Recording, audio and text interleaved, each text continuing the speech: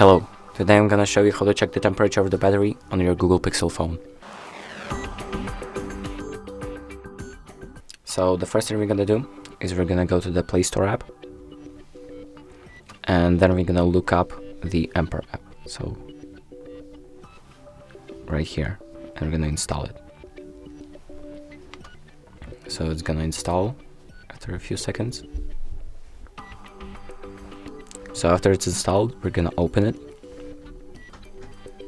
and it's gonna show you like a tutorial how to use it, but you're gonna click OK, and here you will see you have a few tabs. They're basically all the same, but one of the options is gonna be temperature, and you're gonna see that it's 32 degrees Celsius right now. So you can check the temperature this way, and that's it. Thank you for watching, and make sure to like and subscribe.